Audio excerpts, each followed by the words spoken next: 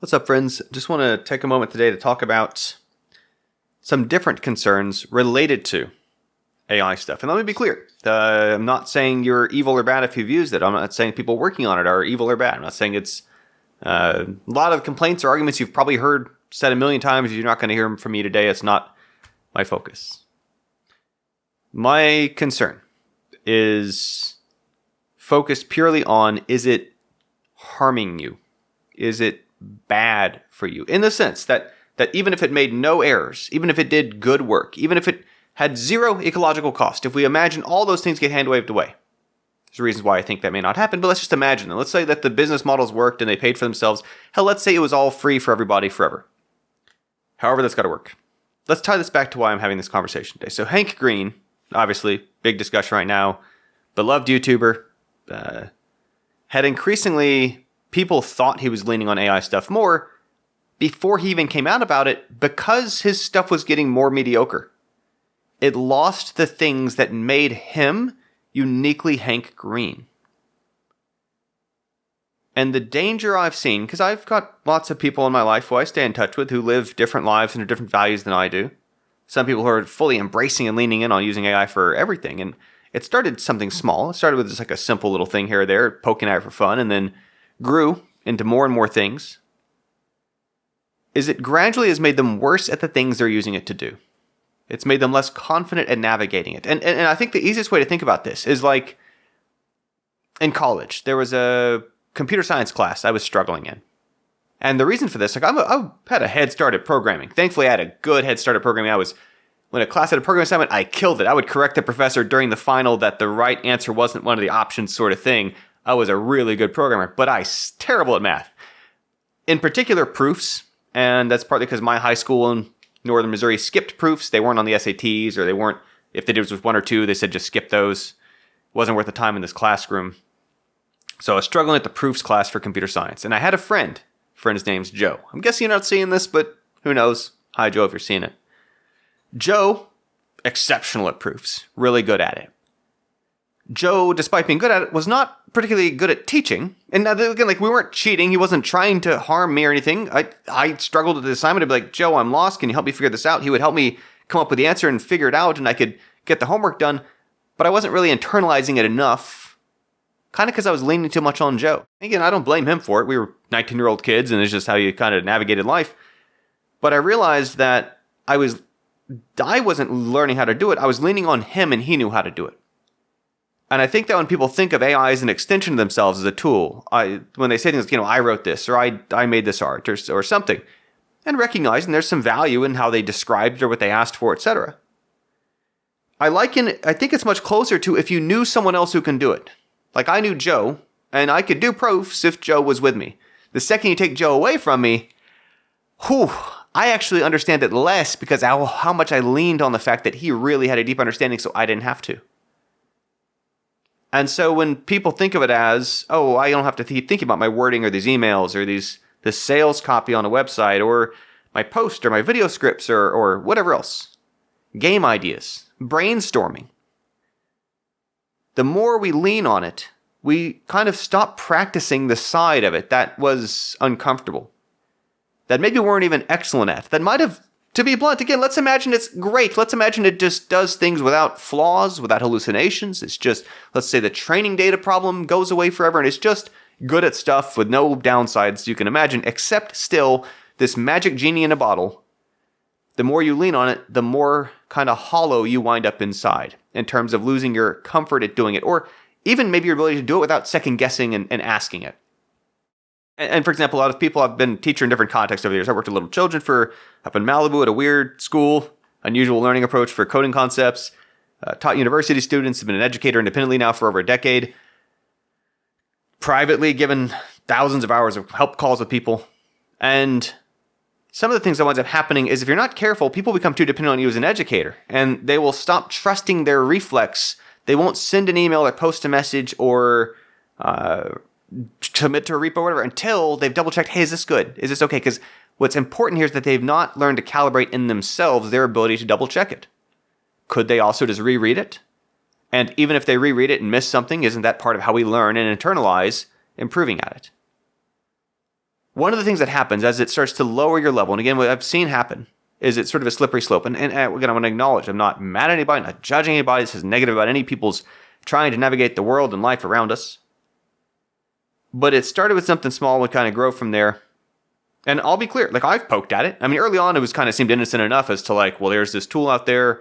What does it do? It was making like blurry Columbo N64 shots years ago. That just seemed interesting. It was like, did someone draw this? Is this real?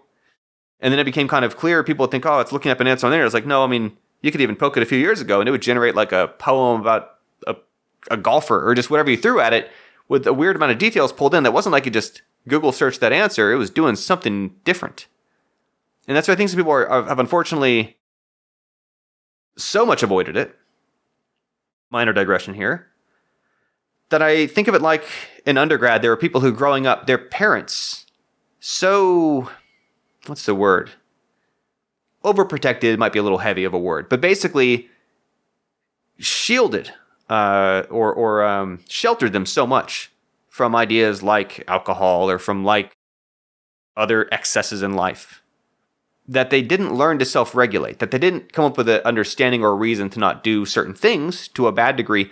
And then once they were unleashed from that external enforcement, really leaned in and kind of got disasters from it. And I've seen some folks who have so avoided it. And again, I don't judge them either. I think there's a perfectly sensible reason to fear it. I saw one person today compare it to, if you apologize for a drug reference just momentarily, because their worry was either it will like destroy them and they'll hate it and it'll ruin them, their health, or they'll love it and they'll never be able to go away from it. That's part of why they don't even want to touch the surface of this stuff. And some of those cases that I've seen then is that when they start talking to someone who is using this stuff, they are surprised, positively shocked to hear like, actually, it, for all its other faults or things, like it's writing some code that works. It's answering certain types of questions, in any case, not perfectly, but in some cases, Google search has been so messed up by SEO and spam on the web and so on that for some people who had a hard time navigating that rat's nest of information, it's helping them find what they're looking for, sometimes, in a way that's useful enough that, again, I think leads to then an overreaction of because they didn't expose themselves. Anyway, like I was saying, when it starts small, it starts to then slippery slope because it's flattering you, because it's trying to get under your skin, because it's trying to make you think it's your friend, because it's trying to think, you can turn to it for anything. And it was like the talk I gave in Boston a couple videos back, not been posting as many videos lately, about it sort of tries to become sort of a teammate, but one that it wants you to depend on. It's in that business's interest for you to depend on it. A bit like as people classically point out about dating apps. It's not actually in the dating app company's interest that you find a life partner and get married. It's in their interest that you keep paying a monthly subscription to keep going on dates that don't quite work out. Now, there's plenty of other ways to explain what's happening there, but I think the effect is certainly a valid observation of where the incentives are aligned for an AI company, as opposed to like as an educator. Now, I've had even as a like business coach, right? I've had clients who they had got great results from me, got a glowing review of working with me, and because I was teaching them the skills that we were using together on project planning or production or finishing things or whatever, over time they did not need my help anymore, and they could outgrow working with me, and then they would move on to the next thing and be like, "Thank you so much for setting me up with what I needed. I'm ready to break free." And this is the same thing like running video courses, and you can watch my video course from 10 years ago. This has been true for my entire adult life. In my video courses, like my goal is to wean you off watching video courses to go make your own original stuff and stop doing paint by the numbers. It starts building towards exercises that are increasingly broad and open-ended and challenging you to figure it out, because I'm not trying to build dependence. Unlike a company that's whole purpose is just video courses, they're not incentivized to try to help you get free from using video courses. They are not saying that anyone bad is doing that intentionally. I'm just saying systemically the incentives are aligned in that way. To go back to my actual initial concern about its effect on making you less good at things. Right now, and again, some people don't care, some people care a lot, but there has been some evidence that when games on Steam show the AI content tag, and I know that's, again, a gray, frustrating, challenging area for people. It's like, well, what if someone just troubleshooted some code? Is that different than generated images? Or where do we draw those lines? Many fans have found that lead to negative reviews or less likely to buy something, or it's also easy to point to statistically as just more games getting cranked out from the AI stuff. It's blurry. We've seen it among art, we've seen it among music, and YouTube scripts that often when people can find a human-made alternative, they prefer that option. But I'm back to incentives. Because if you picture like, okay, well, KFC and McDonald's and Burger King, if they teamed up and they put out the message, fast food is it. That's the future of food. There's no longer home cooking. There's no longer nicer restaurants. It's all going to be fast food. Get on board. It's inevitable. There's no going back. You can't undo fast food. Now, fast food exists in the world, but it's also not true that's the only game in town. But if they successfully convinced everybody that it was the only game in town, so that people who used to work at nicer restaurants or different types of cuisine, a sit-down meal or cook at home, maybe you just lived more affordably on more accessible, simple foods, like I like to do. If they all started to think, well, actually, I got to get on board. Fast food's the only way to do it. And they all start doing fast food too. It decreases the competition by taking everyone into the turf where KFC and McDonald's and Burger King are going to dominate. And again, I mean, this is like an emergent systemic thing. I don't actually, to be clear, think that there's some conspiring person, but maybe sitting around at OpenAI who's like, ha ha ha, we'll make all the people who are good at things bad at things. I don't think it has to be that deliberate for it to be going on. There's a little clip from Neverending Stories, one of my favorite books. And I don't think I ever posted this video. Maybe I did, maybe I didn't. Like when I was getting rid of a bunch of my stuff. I just wanted to simplify my life. And so I was just like donating books. And I had this old copy of Neverending Story from Europe. And inside the front cover was a name, kind of an unusual name. And like mentioned somewhere in Germany. And I was like, maybe I can still find this person. Looked them up. They are at a director of some program at a university in California now. Traveled around the world and stuff. Email them. I'm like, hey, sorry to be approaching you kind of out of the blue. You don't know me. Is this photo attached to your writing from when you were a kid? Do you want your book back? And she was like, oh my God, I haven't seen that since I was 16. She's now like, I don't know, nearly 60 or something. Gave me her address. She was like, can I Venmo? I was like, whatever, no, it's fine. So anyway, I mailed her back her book, but that book was Neverending Story. It's a really important book to me. I like the symbols. I like the symbology. And to be clear, the movie from the 80s is a major part of my childhood. Watch the VHS tape again and again. This is going somewhere, I promise. The second half of the book, which was left out of the movie, covers some other interesting ideas. And the Neverending Story movie 2, which did not get nearly as much attention. It's not as good. I don't recommend it strongly. But it has some of those ideas in it, one of which, I really like the movie's depiction of there's this princess who flatters a boy with magical power. He'll get any wish he wants. And each time he wishes and uses a wish, he loses a memory from making a wish. And the memory is depicted as this glass marble, which somehow is just this imagery that stayed in my head as a kid. And like she gains her power from making him hollow, because she can control hollow things. There's knights of empty armor she can control. And by making him hollow and empty, by making him depend upon his wishes, each time he forgets something about who he was or his past, she gains power over him. I'm going to take a clip of that scene. Ooh, but actually first, quick disclaimer. This does get slightly heavy. I mean, it's a children's movie, but like they show his mom passing away from an illness in a hospital. So if that's triggering for you, I just want to give you a heads up. Here's the clip. It must be the smoke in here. Kind of hard to remember things. Why remember things when you can wish for them?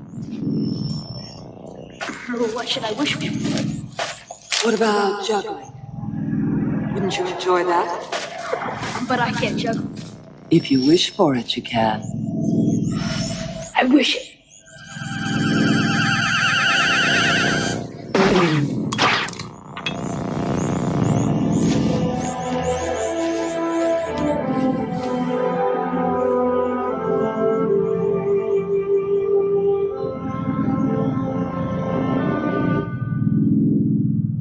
Then the darkness lifted, and she could see her way home. So the princess returned to her father's castle, and they all lived happily ever after.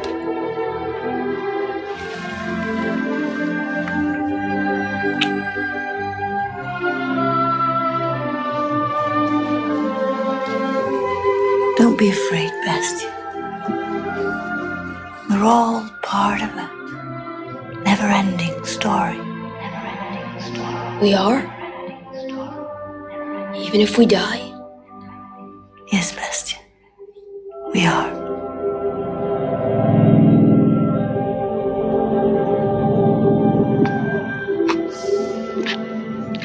So, I mean, sure, right? Again, it's a children's movie, a little over the top. The characters are visibly puppets from the 80s and whatever. But a moment ago, he didn't care about juggling at all.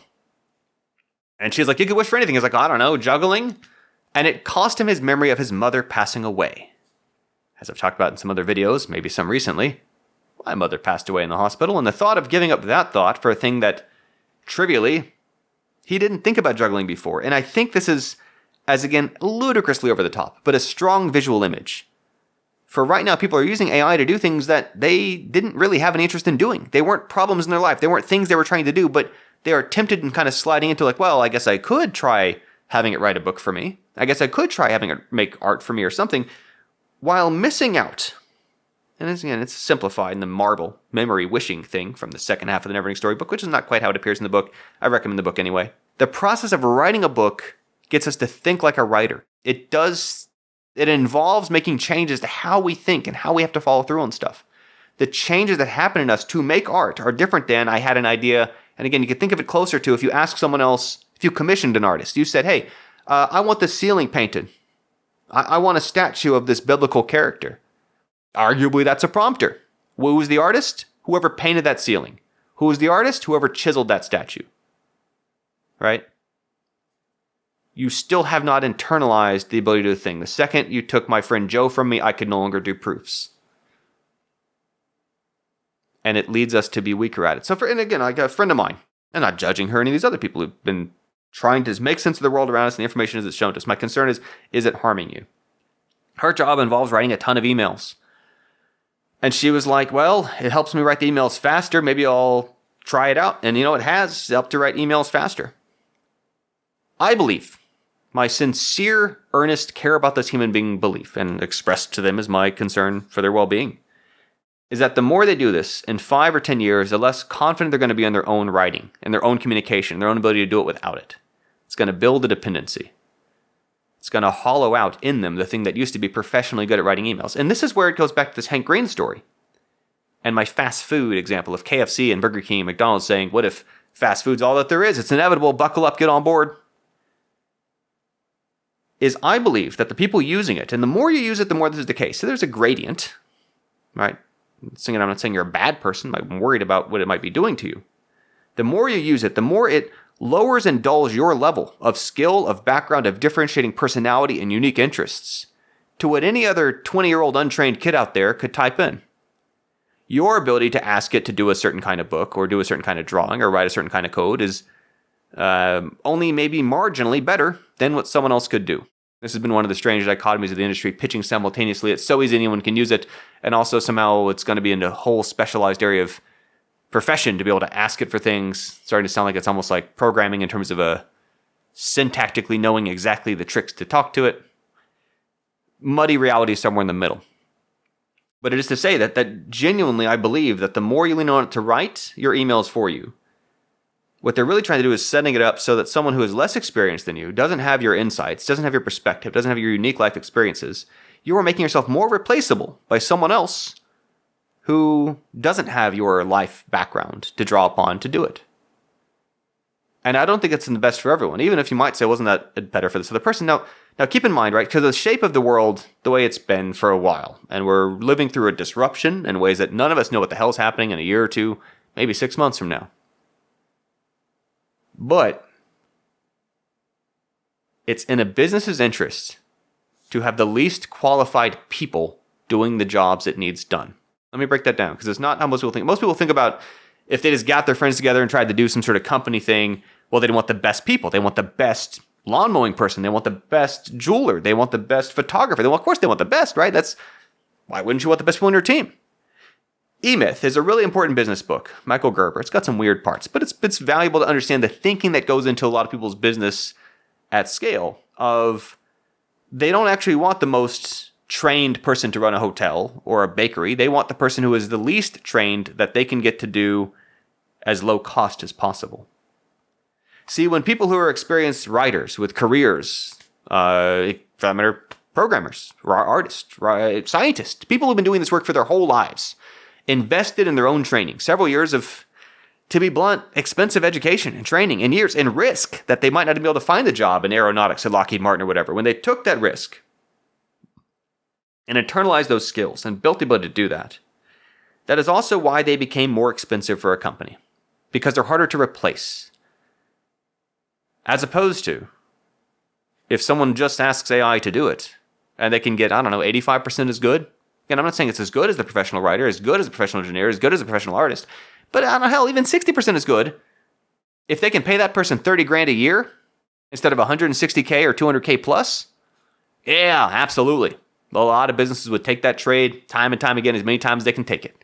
It's part of why it's in their interest to reduce the competition, to dull the advantage of human beings who took the time to know how to do things. But even separate from those, and all this a lot of kind of mechanical, career focused. Now, I don't mean to lean only that direction. I'm going to close this out. I was kind of rambling a bit today, but this is obviously affecting our lives in a lot of real ways.